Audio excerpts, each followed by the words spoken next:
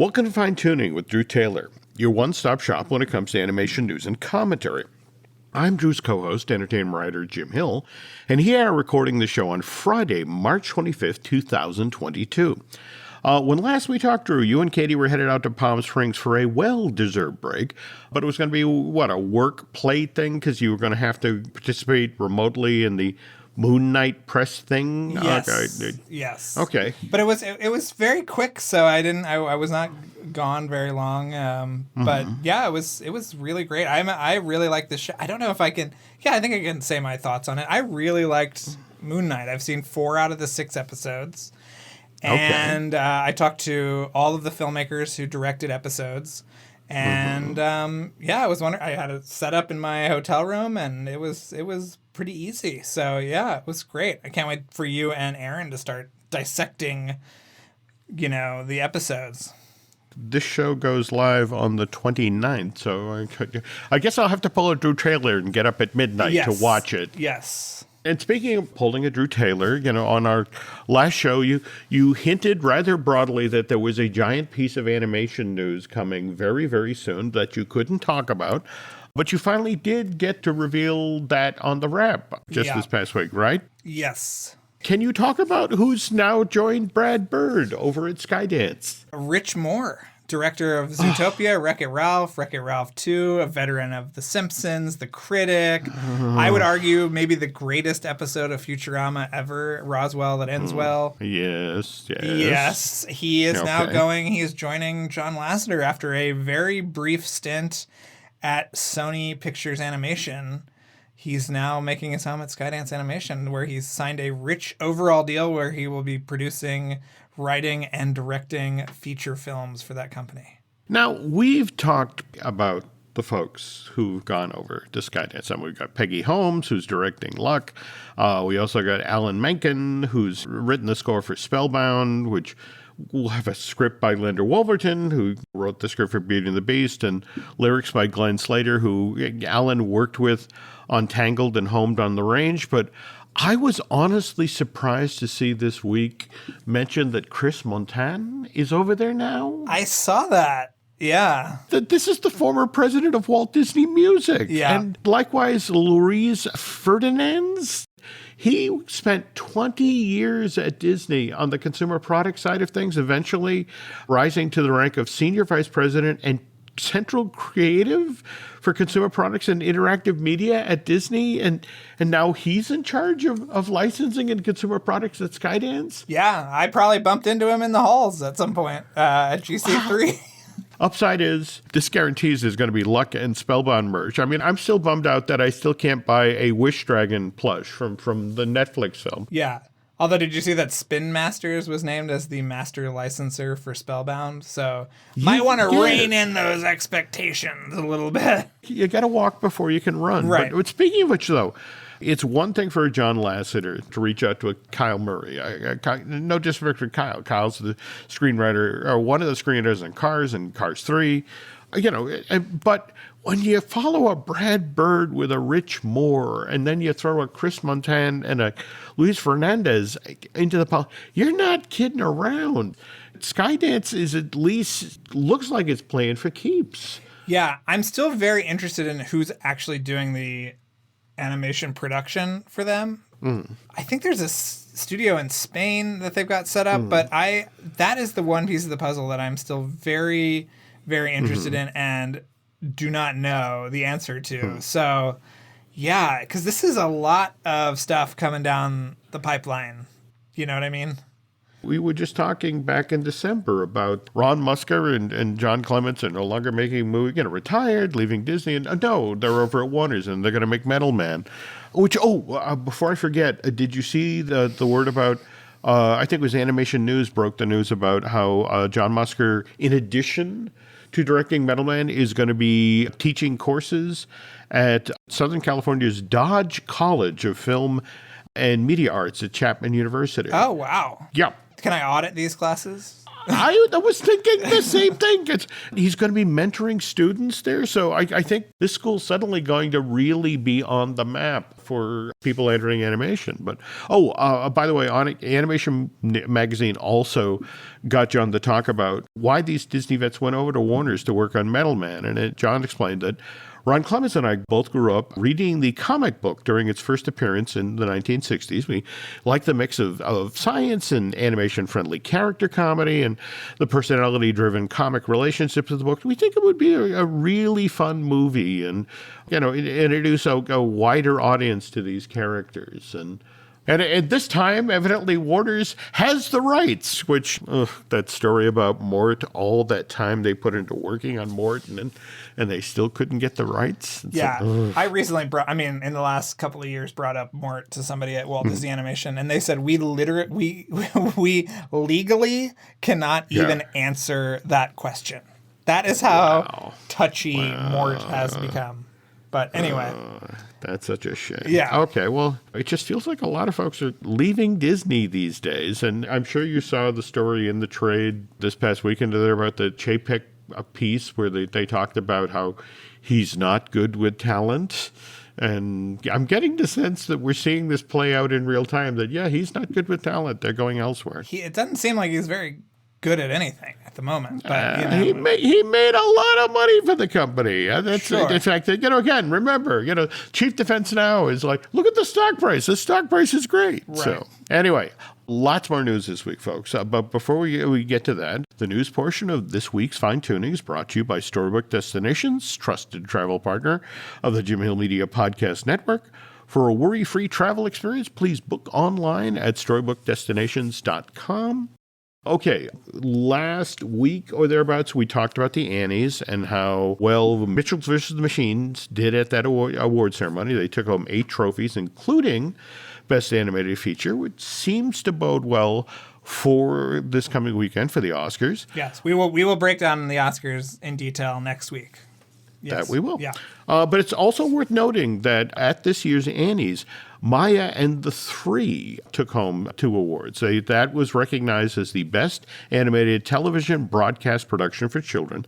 Also took home an Annie for Best Achievement in Music for animated television and broadcast production. And we're talking about Maya and the Threes. It's that great series that debuted on Netflix back in October of last year, 9 episodes. And what's great is on the heels of the success of Maya and the Three, we're getting a new movie over at Netflix. Do you want to talk about I, Chihuahua? Yeah, well, first of all, I, Chihuahua is a great title. It is. It is basically a luchador supernatural adventure film, and the official log line is, after learning his beloved home is in danger, a young Chihuahua named Chacho dons a lucha libre mask to become a luchador. Our masked underdog enters an international fight tournament competing against a hilarious and eclectic mix of animal fighters from all over the world, leading to the final epic fight against the nefarious beast known as Camacho the Widowmaker. And that sounds like a great logline to me. Yeah. But the other thing I love about this is you've got Tim Yoon, who was a producer on Maya and the Three. Likewise, Doug Langdale and his wife, Candy Kelty Langdale, who were writers on Maya. And, of course, Gabriel Iglesias, who voiced Pichu, the Golden Mountain Barbarian, who was the third warrior of Princess Maya's team of warriors. Yes. But I, Chihuahua is kind of Jorge getting the band back together again, because it's a lot of the very same folks who worked on Maya who are now working on this movie. Yeah, I believe the piece of concept art they sent out was done by one of the Maya's chief character designers as well, which is a really cool image that I'm sure you saw on Twitter. What's interesting about Gabriel sort of graduating to voicing the lead role in this thing, because he's a hugely popular stand-up comic, but only began really doing voice work back in 2013 with Disney's Planes. And then did Book of Life, Coco, Ferdinand, just did Speedy Gonzales on Space Jam: A New Legacy. So really looking forward to seeing what he does with this one. Yeah. I'm just wondering if he's going to be back for Magic Mike 3, Jim. That's really my biggest question. He was the DJ in the first one. I don't know. Anyway. So many reasons we lie awake at night. Yes. Who will be back? So you just mentioned the Oscars, and you've probably heard over the last couple of days we heard about, okay, they're going to perform We Don't Talk About Bruno as part of the show. Have you heard who they're going to have perform We Don't Talk About Bruno? I mean, yet, it's almost the entire cast is back for it. Yeah. It's pretty impressive, yeah. It is, and my concern is whenever Disney does this, have you ever watched the 1992 Academy Awards? That was when Disney actually got 3 songs from Beauty and the Beast nominated. Be Our Guest, Belle, and the title song, Ballad, the Beauty and the Beast. And they made the decision that they would bring the voice talent back to do this. So they combined Belle and Be Our Guest into one big production number that started out with Paige O'Hara and Richard White and then transitioned to Jerry Orbach on stage. And then the one I know you'll enjoy, Drew, because you always enjoy slow motion car crashes. They opted to do later in the show the ballad, Beauty and the Beast, but it starts off with Angela Lansbury. And then in the middle of it, Angela hands the song off to Celine Dion and Peebo Bryson, because, of course, they're the two who sang the hit version of the song. The radio version, yeah. The radio version. And then, so they're wailing away, and then they hand it back to Angela, who tries to be Mrs. Potts. And it's one of those moments where it's like, maybe I shouldn't have brought the voice actors back. Wow. Okay. It didn't hurt the film. I mean, Beauty and the Beast took home 2 awards that year, Best Song and Best Score. That was also the year it was nominated for Best Picture, wasn't it? Yeah. So I'm pulling for the Encanto voice actors. And by the time you hear this show, folks, we'll have already seen it because the Academy Awards are going to be shown this Sunday night. Yeah. So we'll know whether or not it worked or not. I'm excited to see it, but would I rather have seen the Best Editing Award actually be given out? I would. I think it's a little weird that they're doing a big musical number for a song that isn't nominated. I agree. This is a chunk of stage time that really could have gone to those other categories. But on the other hand, if they really were looking for people who could pull off We Don't Talk About Bruno, did you see just today that Disney Parks published the version that the Dapper Dans are now doing in the park? No, I did not. Is it great? They cut it down to the parts that it works for close harmony. Right. And you really haven't seen entertainment until you've seen a guy in a straw boater hat, 7-foot frame, rats across his back. It's like, oh, okay, well, this is what I look for on Main Street, USA. So Academy Awards are going to happen this Sunday night. Previous Sunday, though, we got quite a big turnout for a different gathering, and that was the Animation Guild Solidarity Rally. This was IATSE's Local 89. Close to 1,000 people turned out in Burbank. You must have seen the pictures of that sort of thing. I did, yeah. I mean, obviously, I live in Toluca Lake, which is right near Burbank, and everybody is, very up in arms about this, and rightfully so, I think. We still need to do a bigger deep dive into this. Maybe we can do that next week. But what exactly they're fighting for? It's so strange. We live in an animation boom time. And in fact, Drew, why don't you tell folks about, how big a boom time? Talk about how many shows Nickelodeon just renewed. Oh, my God. Well, I mean, they did this whole... It must have been an Investors Day or something, but they announced a Paw Patrol movie sequel, which we knew about, but a Rubble spinoff, a Faces Music Party preschool show, which is based on that Nickelodeon Face character that used to be kind of an interstitial character in between shows. Big Nate coming back for season 2, a Baby Shark special with Cardi B. There are so many people who make fun of Baby Shark. Yes. Because it's this insipid song, so to speak. But did you see the video of the folks on the plane that they had a crying baby on the plane that just could not be calmed. And somebody thought to start singing the Baby Shark song. And it literally, the child stops like, what? What's going on? And what was interesting, the adult sort of handed off singing the song, to calm the baby down during the flight. I didn't see that, but we have a lot of Baby Shark content coming, Jim. We have a movie. We do. Oh, yeah. Yes. Yeah. Also, I thought it was interesting that there is a Blues Big City Adventure live action film coming to Paramount Plus, as well as a live action Fairly Odd Parents that's coming out next week that looks very weird. Yeah, I want that to work. I do. Yeah, but we'll see. But season 14 of SpongeBob's Patrick Starr's spinoff is getting another season. Middlemost Post is getting a second season, and Loud House, which I believe also has a live action film in development somewhere, is getting a 7th season. And these are all debuting between now and 2023. So that is a lot of content.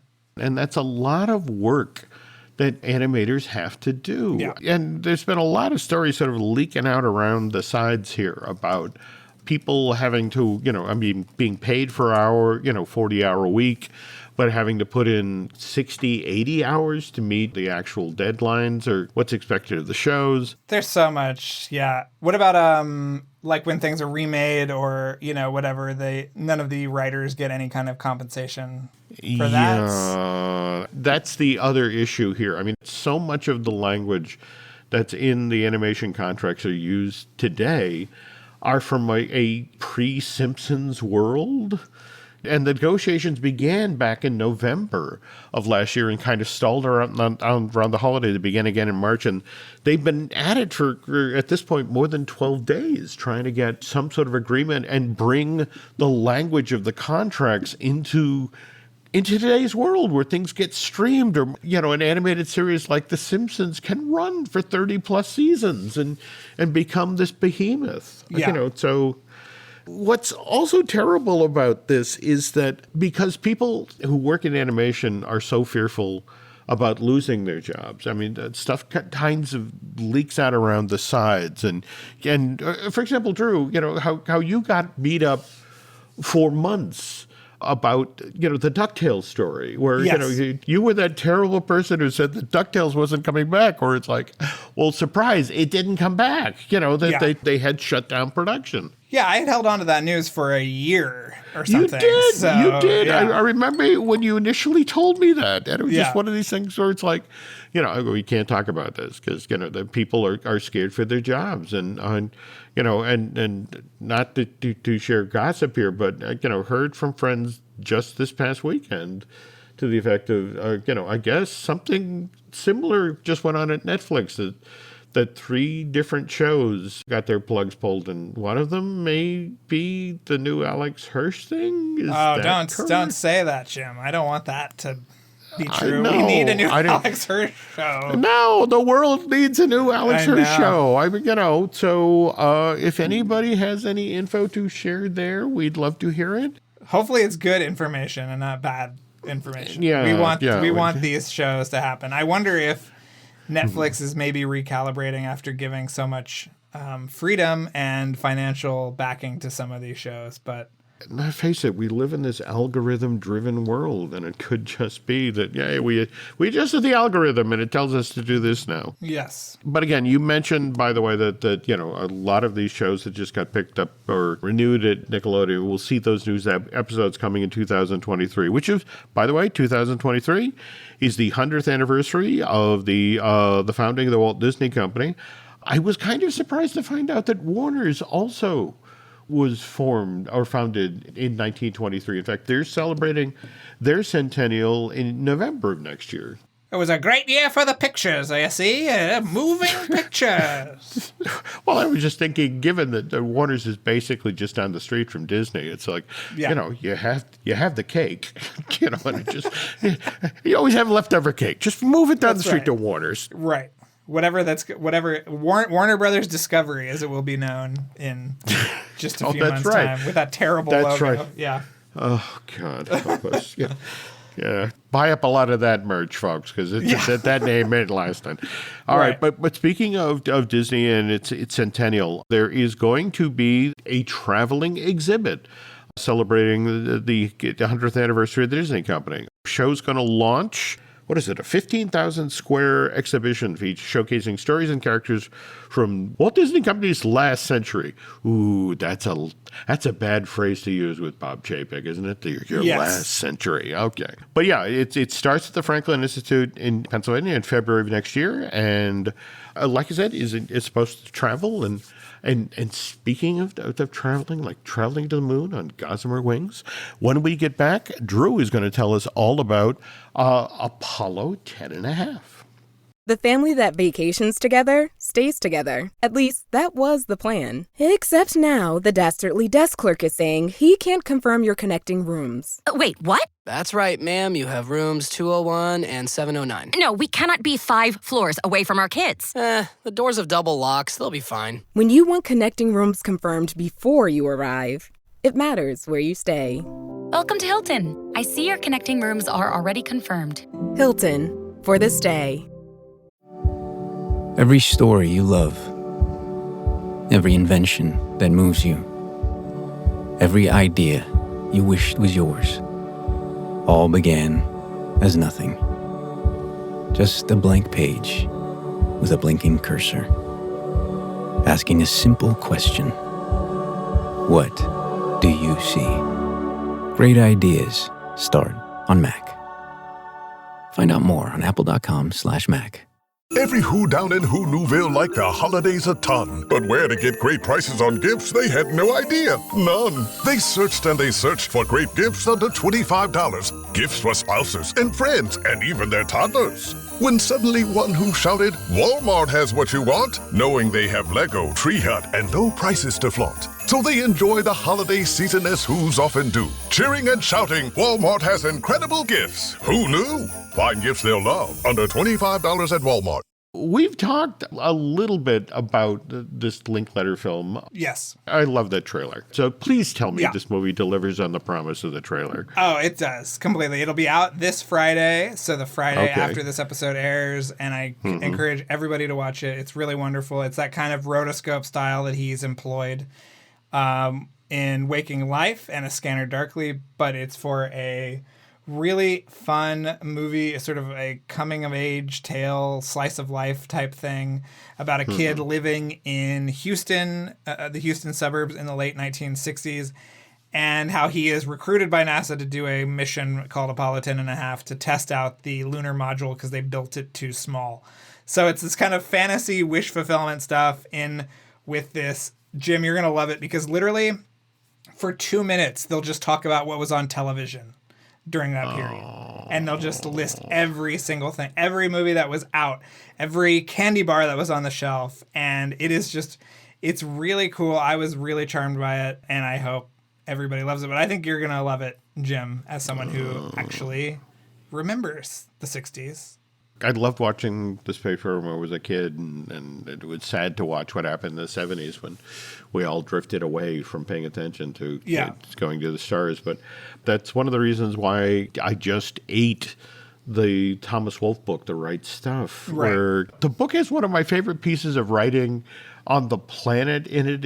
It's talking about the moment that they reveal the Mercury 7 and how the audience is putting itself into hysterics and applauding. And the way Wolfe explains the frenzy is every so often in the paragraph describing the press conference, he would drop in a parenthetical phrase. It's like, and these brave men who are so brave because our rockets always blow up, and they're going to go into space on our rockets that always blow up. You know, and it's just sort of like, we weren't really good at going into space in the early 60s. And speaking of not being good at things, there's this quote by Bob Iger that I absolutely love. When a couple of years ago before he left Disney, he got asked, this was as the company was looking into the smoking crater of Disney Infinity. And it was just sort of like, what happened there? And it's like, look, we're Disney. We're good at making movies and television shows and theme parks and cruise ships and the like. We've just never managed to demonstrate much skill when it comes to the publishing side of games. And Drew, you were in the building during some of this stuff, right? I mean, if you think about it. I mean, I was in the building during the boom and bust of Disney Infinity, which was interesting. Well, I remember visiting you on the Disney Creative Campus. In fact, I think this is when I got you in trouble because I visited you. But walking around the campus, they had those full-size, people-sized statues of the Disney Infinity figures, scattered around the campus. And, don't get me wrong, they were beautiful sculpts, but it was just kind of an indication of, hey, the company really believes in this, and this is going to be a big thing. And this came in the wake of what happened with Epic Mickey and that platform game that, Warren Spector, who, by the way, is the nicest guy on the planet and a true Disney fan. In fact, you know the story of Epic Mickey, how he went to Disney with a Scrooge McDuck game he really wanted to do, and they pulled a Musker and Clements on him, to the effect of, well, if you help us make our Epic Mickey game, we'll let you make your Scrooge game. And it's like, yeah, that didn't work out. He's actually interviewed in the new Mickey documentary that's going to be on Disney Plus later this year. No. Yeah. Oh, okay. Yeah. Got to check that out. Yeah. Oh, cool. Okay. But yeah, what was it like to be inside there when clearly, Disney thought with Disney Infinity, because again, think about it, it was an action-adventure game with physical toys, and they talked about the sandbox and the open-world creation and story-given gameplay. And can you talk boom, bust? What was it like? Well, it was really interesting because they were trying out a lot of things, and I think that, one of the things about Disney Interactive is it was a business unit that was largely funded by other business units, so if there was a new Marvel movie, I'm just going to hypothetically throw out Guardians of the Galaxy, and there are, let's say, some lesser known characters, like let's hypothetically say Yondu, that they are then forced into the game, and there are, again, hypothetically, warehouses full of unsold Yondu figures. Then that became a real issue. What it was like balancing those needs from other business units. And, there were plans for a third game, and there were a lot of figures that some of them ended up actually being produced and sold and given away sort of as parting gifts to the staff over there, including a Peter Pan that goes for like hundreds of dollars on eBay now. Wow. But I thought it was a really fun, dynamic way of using the characters, and even... there are some toy box action figures that they sell on Shop Disney that are based on the sculpts. They do. I thank you for mentioning those, because, again, I always felt that the figures that were done for Disney Infinity were beautifully done. Strong poses and... stylized. Yeah. Oh, yeah. No. Good stuff. So, again, when, wandered into our local Disney store, and it's like, oh, that clearly somebody had taken... the design that had been done for like a Star Wars figure. In fact, I think they did a whole set of the Star Wars figures that were clearly Disney Infinity based, but upsized them to action figures. Well, I bring this all up now, Drew, because I'm doing my usual trolling around the internet, trying to chase down information for fine tuning. And I see, and it's one of these things where it's like, I know that character, and there's just a piece of art there. I know that character. What do I know that character for? And it's like, oh my God, that's Ian Lightfoot from Onward, which of course I know so well from the wonderful book that you wrote, the art of Pixar's Onward. But this is an Ian Lightfoot that I'd never seen before. And this is a reimagined Ian Lightfoot for the Disney Mirrorverse game, which is a team-based action role-playing game, RPG, that's going to be released June 23rd worldwide through the App Store and Google Play. Okay. What's interesting about the Mirrorverse is that they have taken dozens of Disney characters that you know. But the idea is that this can, in a weird sort of way, it's kind of the Disney multiverse. This is the language they use for the trailer that's out there online. Beyond the worlds familiar to you, there exists another, Born of powerful stellar magic, a universe reflected from the familiar yet different, perilous, the Mirrorverse. At its center lies the stellar mirror, with malevolent forces seeking to shatter its power. Guardians stand together, united against this unrelenting threat. As the darkness closes in, all must fight to protect the Mirrorverse and save the worlds beyond. And so what they show you in the trailers, like they show like Sully, in the locker room at Monsters, Inc. And he smiles at himself in the mirror and, walks away. But you then travel into the mirror, and there's this super armored version of Sully getting ready to go into battle. And then, they do the same thing with Belle. She's reading a book. She's in front of a full-length mirror. She walks away, and then you transition to the mirror, and here's Belle the Guardian, who's, doing battle with, and again, it sounds strange, but the sculpts of the figures are so amazing. And also, they're kind of, the very thing you were talking about, the notion of lesser figures, the Yondus being sort of shoehorned into Disney Infinity. Here, they've made some really interesting choices. I mean, Drew, you get the ones you'd expect. You get the members of the Fab Five. You get Mickey, Minnie, Donald, Goofy. Likewise, you can play the Disney princesses, also some Disney heroes. But then you get to play in hero mode Disney villains like Maleficent, Ursula, Hades, Gaston, Captain Hook, and Scar. Likewise, you get Pixar favorites like Buzz Lightyear, the Sullys, the Mike Wazowskis. But then there are characters like you get to play Eve from WALL-E or Anger from Inside Out. And I'm really not doing credit here to the sculpts that are used for these things. Like, for example, they have two figures from the Disney Afternoon.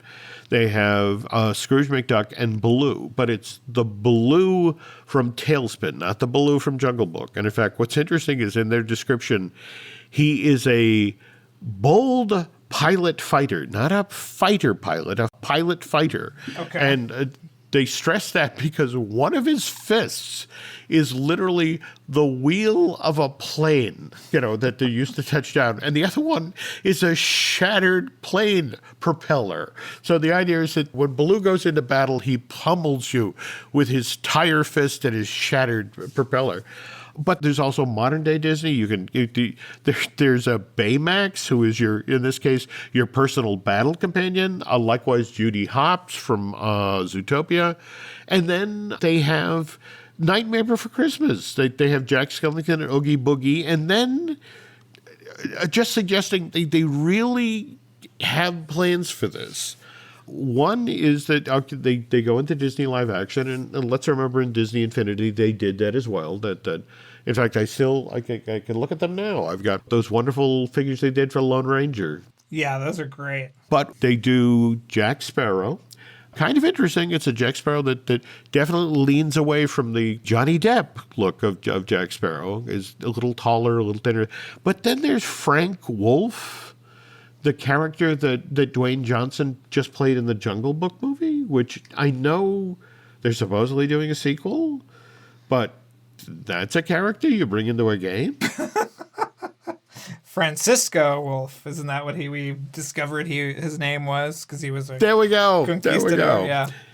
But when this launches in the June 23rd, it's very much a RPG. You jump online, you form teams, you do quests. It does sound very much kind of the Disney Infinity back game plan, because supposedly they're going to try to tie on a monthly basis to, what's going on, what films, are being released at theaters, what's showing up on Disney Plus. It sounds very ambitious. And on the heels of what Mr. Iger said before he went out the door, hey, we're not very good at game publishing. The fact that here's Disney back in this space yet again. But I have to say, again, as a fan, and just as Drew said, I always thought that the Disney Infinity figures were so beautifully sculpted. Yeah. And if you Google Disney Mirrorverse Guardians, there is, I want to say, it's a 10 or 15 minute long loop where they walk you through every one of the characters that are playable when this game launches. And again, they're just beautiful sculpts. They're beautiful takes on the characters for different takes on the Disney villains and the heroes and the Fab Five and all that. And it'll just be interesting to see whether or not this gets supported with merch. Or Chapek keeps talking about the metaverse, right? Yes. And there are figures for these put out by McFarlane, so if you want to start looking at those, yeah. Oh, well, there we go. Yes. Okay, so before we close out here, I wanted to ask, you must have obviously seen the story. It was the Hollywood Reporter, right? About the Mission Impossible franchise. And by our friend Kim Masters, yeah. Gotta love Kim. It's like, excuse me, is this a hornet's nest? Can I shake it a little bit? Let's see what happens. Yes. She loves doing the black eye for both eyes, not just one. She wants to make sure, maximum damage. So did we know about the submarine? Because I did not know. We have not heard anything about a submarine. That sounds very cool, though. I mean, it does. It was an interesting article because it was attempting to kind of like smear Tom Cruise and Paramount at the same time. Cruise for running amok and Paramount for not reining him in, I guess. It was a very weird article that just rehashed kind of a lot of the things we'd already heard, but the submarine thing was definitely new, and I just can't wait to see it. I mean, there's nothing cooler than a submarine, so bring it on, is what I say. I agree. I have to admit, I was just sort of fascinated by the way they described the filmmaking process and what they went through to getting episode 7 done in the pandemic. Well, I don't know if it's totally done, but yeah. Well, no, that's it exactly. So here's the thing. I will say this, that I feel like they're knowing so much about the process now and being so involved with the filmmakers. There is a method to the madness. It seems very chaotic, but the proof is in the pudding. And how, I mean, no, absolutely. Fallout is a classic as far as I'm concerned. So yeah. And that was the other thing that came across in the piece. The fact that look at how much money these movies make. Don't upset him. Yeah. Well, there's nobody making movies like this. You know, no. It's like there is no CGI. There is no, it's all real. Well, and that's the other thing, frankly, I think that people don't understand about when you have Tom Cruise starring in your movie. No one also sells a movie like Tom Cruise. Correct. I mean, he's very old school, as in he will travel the world. He will do all the junkets. Whatever couch you want him to sit on and talk about the movie, he will do it.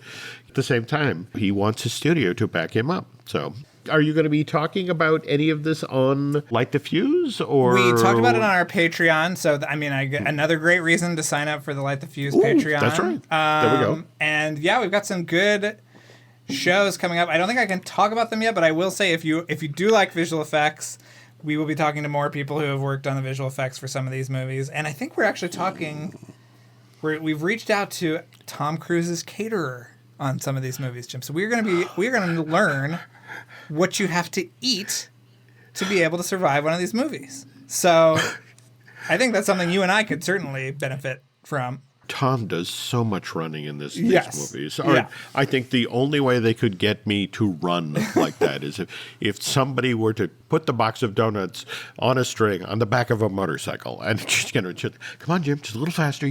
There's a crawler right inside here. You got to keep moving. So. Yeah, we're more of the Bill Clinton running to the McDonald's type. There we go. Yes. Okay. Running, drive-through. What are you talking about? So, all right. If we haven't been fairly clear here that, again, we are talking about Drew's podcast, Light the Fuse, which he does with Charles Hood. Beyond that, you want to be following Drew on social media. Can you tell the nice folks where they can find you on social media? Oh, yeah, sure. Drew Tailored, like a tailored shirt. Jim never retweets me or responds to me on Twitter, so we need to publicly shame him into engaging with me on Twitter. That's it. I mentioned that I'm a technological idiot. No, but you will respond to people. I see you getting into it with Tom Morris. Jim, I see it. I see it. Okay, I'll get better.